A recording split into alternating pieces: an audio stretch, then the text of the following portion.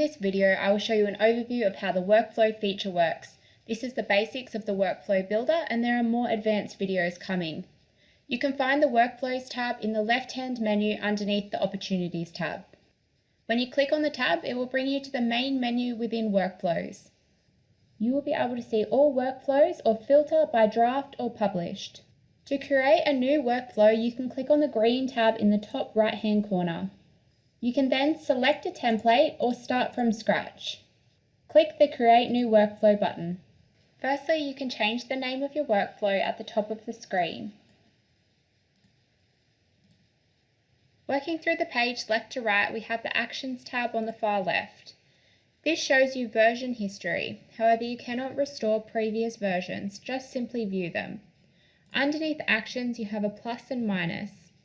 These work as zoom buttons. As your workflow gets longer, you might need to zoom out to view it all. Actions, setting, history, and status I will run you through shortly. Test workflow is where you can run a test as if someone was triggered into the workflow, even though they may not have the required triggers. It's simply a test. You can select your test contact by searching for them here.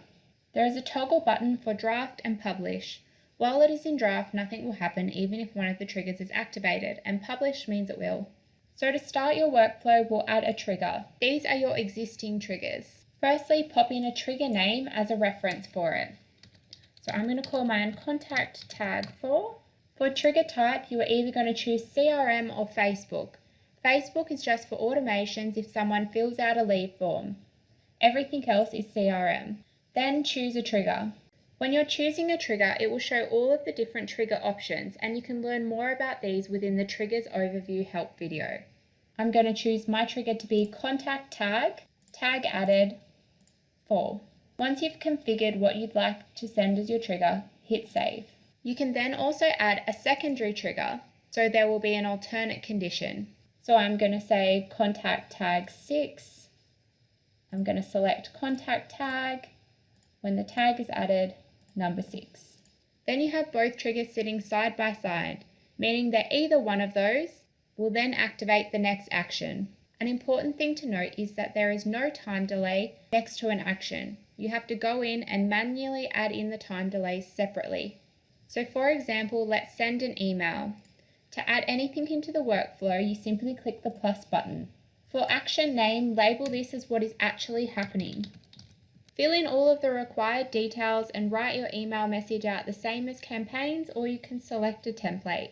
You can also send a test mail, same as campaigns, then click save. Now if you wanted to add a delay between what happens next, you would scroll down and put the wait condition in.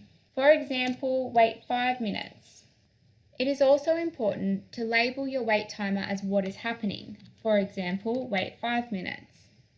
Otherwise, it will just be displayed as wait. The advanced window shows settings for if you would like the wait timer to run at the selected days and times. Please note that the clock shows 24-hour time. You can also select an additional filter as a particular day of the month, a particular month, or a particular year. For example, the current day of the month is the 1st, so it will wait the 5 minutes and then it will only send on the 1st of the month. To clear what you have set in the advanced window, simply toggle off and toggle back on, and it will clear what you had previously put in. Appointment time is used if one of the triggers is an appointment being set, and if that is the case, this is how you set your reminders.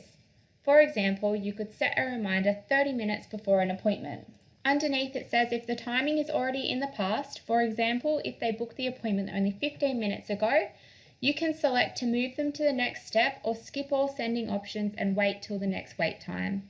Contact reply means wait until they have replied and then send one of your emails or message templates. Hit save. The wait timer will also show a person's icon in the top right hand side of how many people are in each stage of the wait timer. You could then add in another method of contact, for example an SMS. The next thing I'll show you how to do is to enter in the if-else condition, which is a huge advantage of workflows. Name your condition as what you will be selecting. The segments are like a group.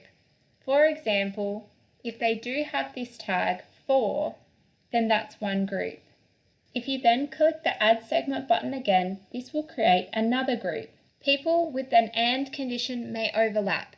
However, people with the "or" condition are separate. There will be a detailed video explaining conditions and segments in another help video. So this condition has now been added to my workflow. The contact tag is for. If they do have this condition, we can then send them specific communications, and the same for the no. Please make sure you save as you go. We will now have a look within the Settings tab. You can select options for what times you want your actions to execute.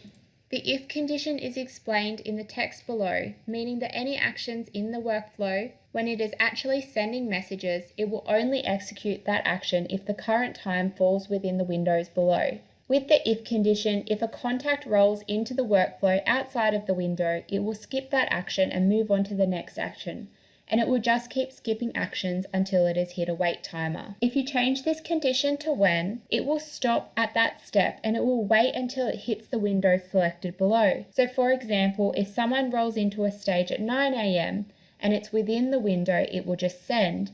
If it's without of the time frame, the window will wait until the start time and then send. Rather than having to set a specific time for each individual campaign, workflows will apply these settings over your whole workflow so you don't accidentally send someone a message outside of your desired time frame. Allow multiple just means someone can be added to the workflow multiple times. If it is switched off and someone has been in the workflow before, even if they activate one of the triggers, they won't be added. Stop on response means that if they reply to any of the steps, they will be immediately removed from the workflow. Event start date can be used if you are running the workflow relevant to an event in the future. However, in most cases, this can just be left blank. Please note, this is not the start time for when the workflow will start. The workflows only start with association to the triggers. The History tab will show you a log of all contacts and what they did in each action, and the status of that and when they executed that action. Whereas the status will again show you a list of contacts, it will also show what date they were added to the workflow, what they are up to, what their status is in the workflow, and when is the next step for them in the workflow. Once you have completed your workflow, it's just a matter of publishing and saving. From then on, anyone who gets the tags you have used in the workflow will be added to your desired workflow. However, please note it won't retrospectively pick up anyone with that tag. It will only trigger once the tag has been added.